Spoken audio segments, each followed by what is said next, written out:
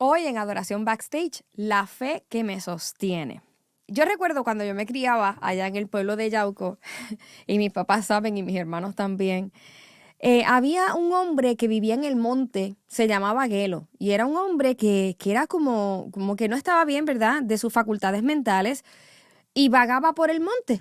Entonces, de vez en cuando nosotros caminábamos por ahí, cuando íbamos camino, por ejemplo, nosotros salíamos a caminar con nuestro papá, él salía de repente. Y eso nos asustaba bastante. Y mientras pensaba en este hombre, que quizás usted conoce a alguno de su pueblo, ¿verdad? Algunos le ponen sobrenombre, el loquito, el borrachito, ¿verdad? Que son gente de pueblo, que son hasta que tú identificas al pueblo por esa persona. Pues ese era Gelo.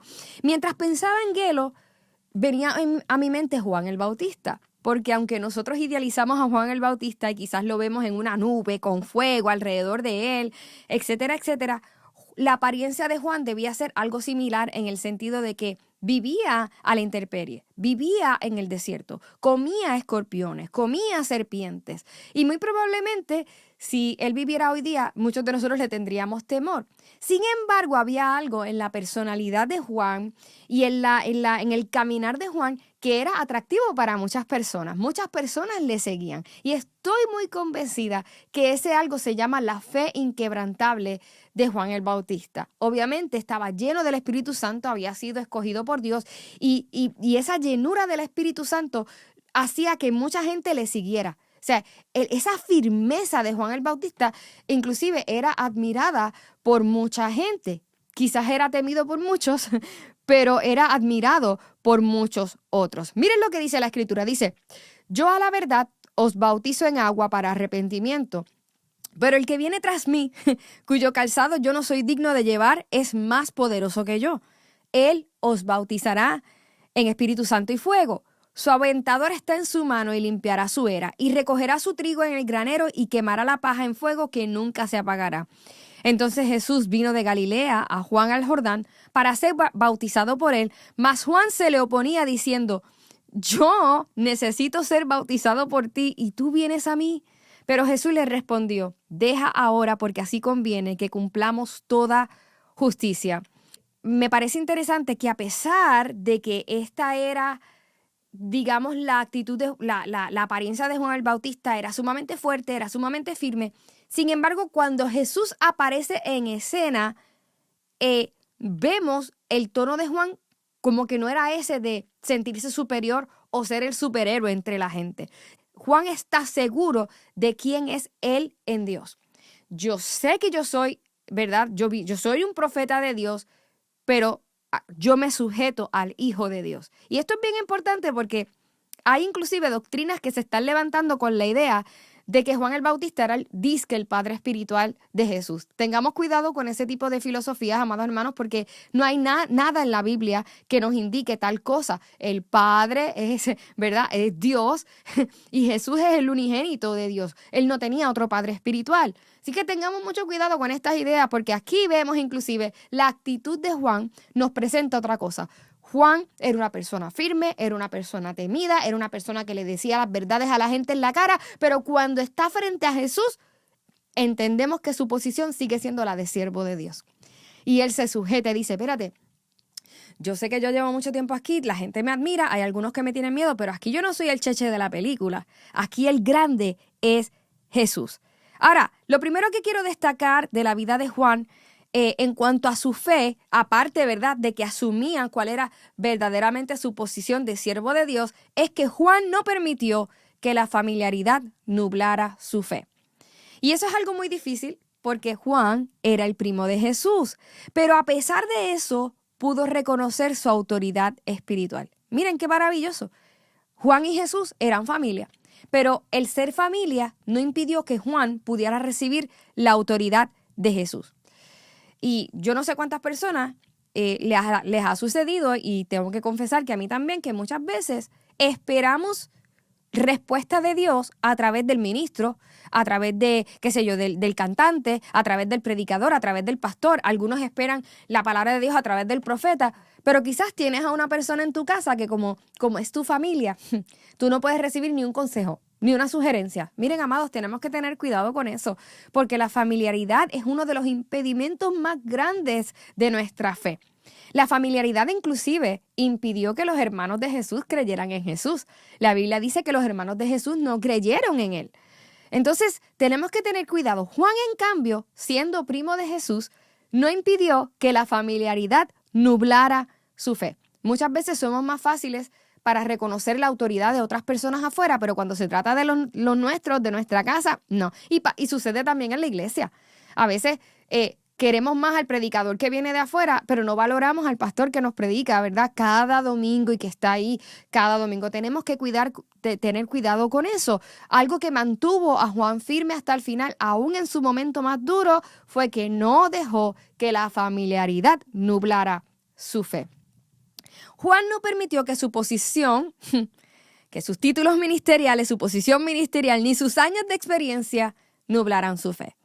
Y esto es bien importante. Mira, no era solo que Juan era primo de Jesús, sino que era el mayor, que era el que ya tenía el ministerio establecido.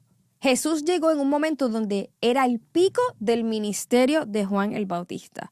La reputación de Juan el Bautista, su fama estaba allí en high, por las nubes. Sin embargo, Juan no permitió que su posición, su experiencia, ni siquiera su fama ni su éxito nublaran su fe.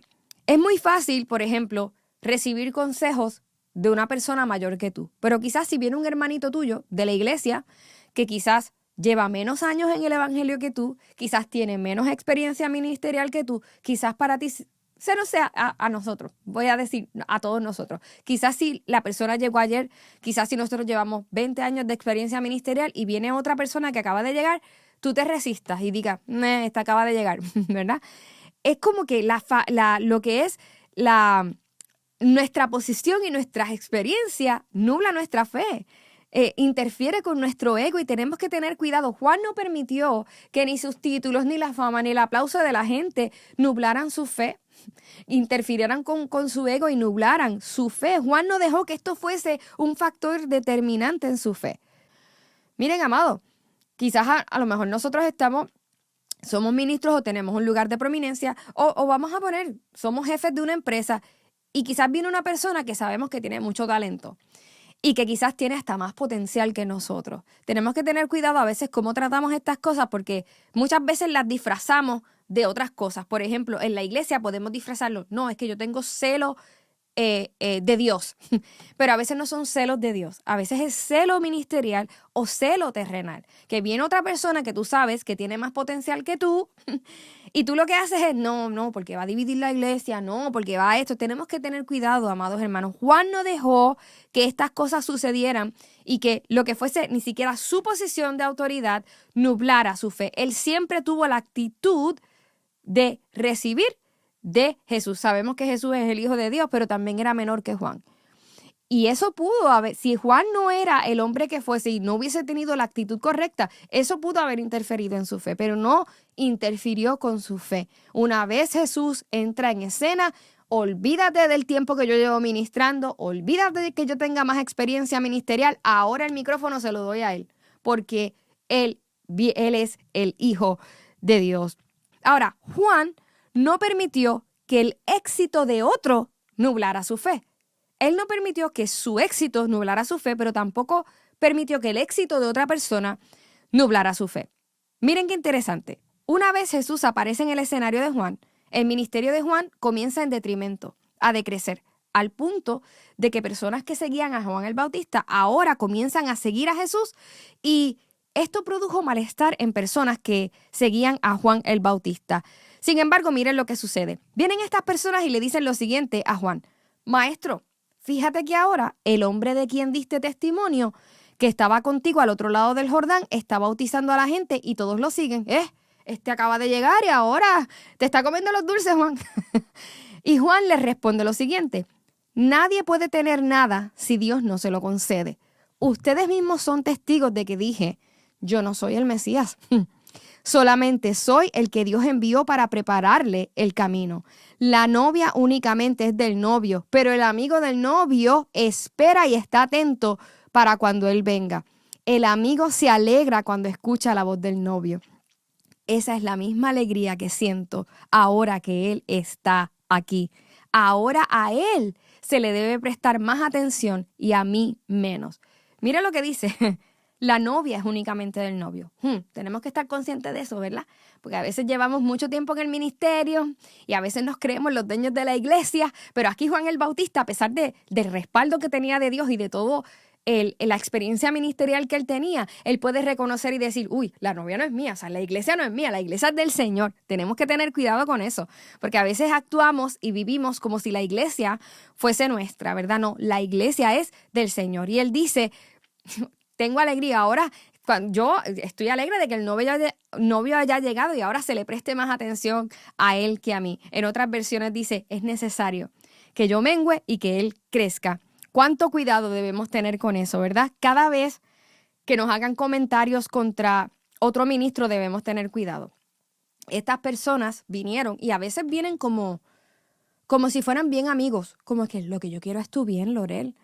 Mira, aquella persona que empezó ayer, tiene más rating que tú, Lorel. Aquella persona que no sabe hablar, que no tiene el mismo léxico que tienes tú o no tiene los mismos años de experiencia. Mira, comenzó ayer y ya tiene más followers. Tenemos que tener cuidado, amados hermanos, porque hay personas que vienen inclusive hasta con buenas intenciones, en el sentido de que quieren tu bienestar o creen en tu ministerio.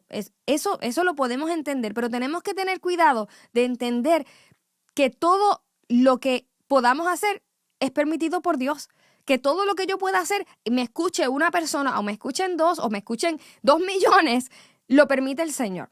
Y no se trata de nosotros, se trata de la preeminencia de Cristo a través de nosotros. Nuestro corazón es muy engañoso y a veces nos pinta una cosa como la otra.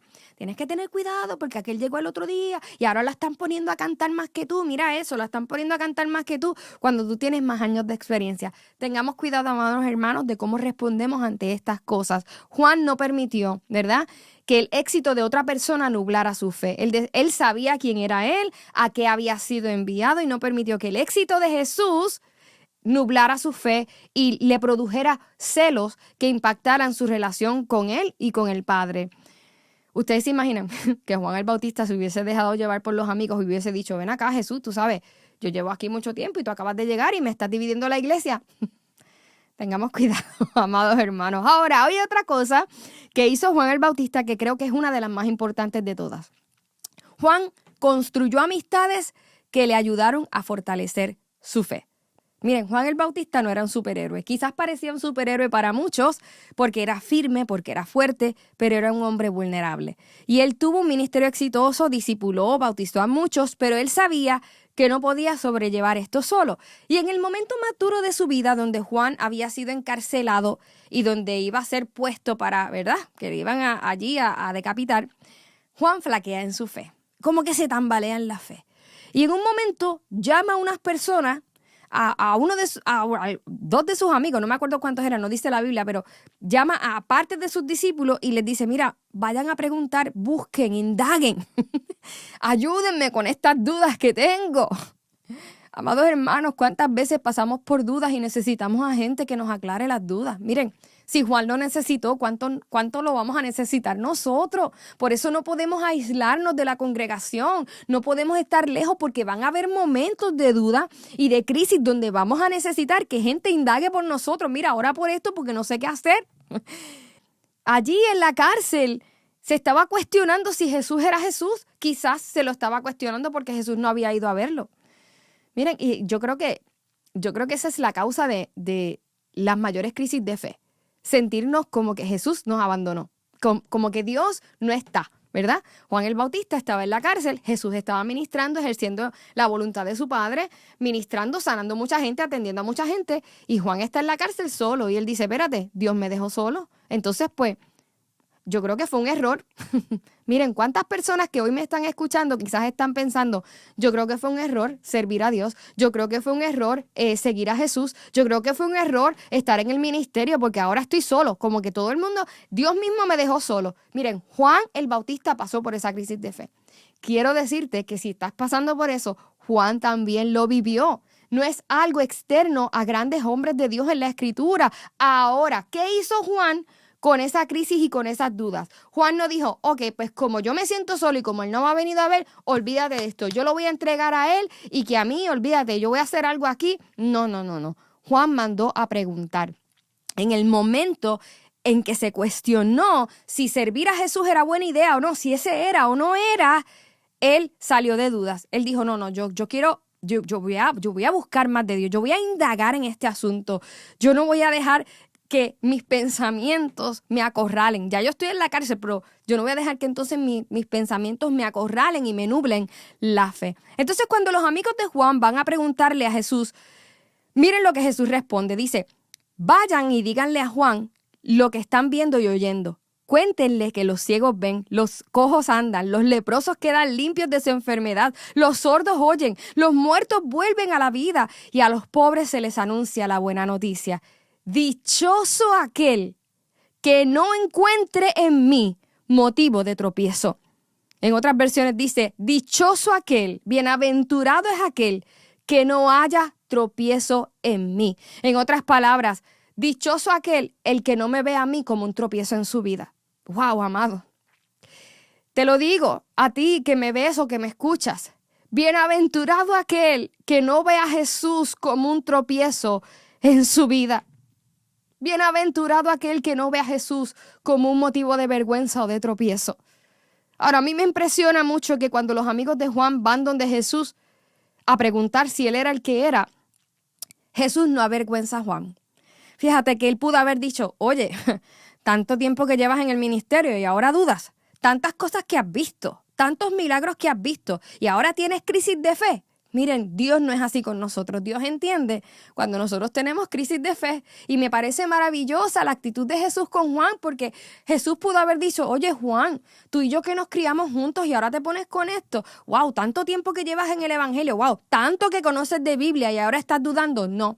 Jesús le contesta su pregunta. Díganle a Juan que yo soy quien dije ser, que yo he demostrado ser quien dije ser. Díganle a Juan que los cojos están caminando, que los ciegos ven, que los sordos están oyendo. Díganle a Juan que su fe no es causa de vergüenza. Díganle a Juan que haberme seguido ha sido la mejor decisión de su vida. Y yo estoy aquí para decirte a ti que me estás escuchando, que quizás estás pasando por una crisis de fe. La mejor decisión de nuestra vida es seguir a Jesús. Sí, estamos pasando por crisis, estamos pasando por tiempos oscuros. Es bien difícil porque las situaciones difíciles se acumulan, pero frente a todas esas situaciones de oscuridad y de dudas, hay una realidad que es irrefutable, inmutable, inquebrantable, indudable. Y es la realidad, es la verdad de que Cristo demostró ser quien dijo ser, resucitando. Y podemos tener certeza de que Él ha resucitado por el testimonio de aquellos que no solamente escribieron que resucitó, sino que murieron.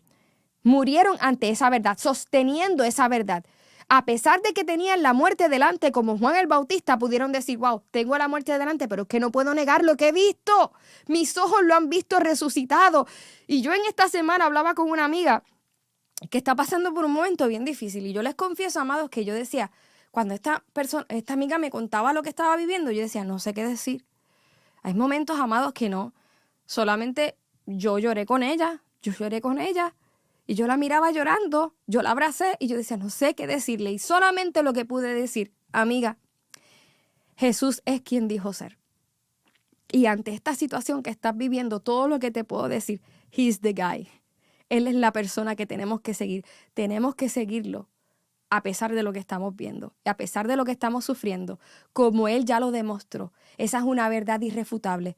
No nos queda otra opción que seguir a Jesús.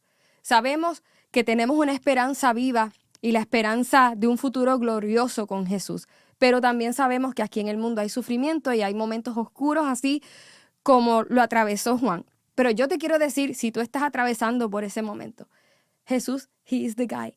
Él es quien dijo ser, Él lo demostró resucitando, al punto de que personas que antes lo dejaron solo en la cruz, luego estuvieron dispuestos a morir confesando esa verdad de su resurrección. Jesús es quien dijo ser. Yo te pido, ¿verdad? Y que hagas así como Juan. Si tienes dudas, busca a una persona de la iglesia, una persona de fe, una persona de oración y dile, mira, tengo dudas acerca de mi fe. No te aísles. El enemigo quiere que te aísles. Más bien busca personas que puedan hablar con Jesús por ti. A lo mejor tú no tienes ni fuerzas para hablar con Jesús. Juan no estaba hablando con Jesús, pero mandó a otro. Mira, ora, porque me siento que yo no sé ni cómo orar. A veces eso es necesario, amados hermanos, pero no te aísles. Y recuerda ante todo que Jesús es quien dijo ser. Y Él ha dicho lo siguiente: bienaventurado el que no haya tropiezo en mí. Soy Lorel Quiles y yo te espero en la próxima edición de Adoración Backstage.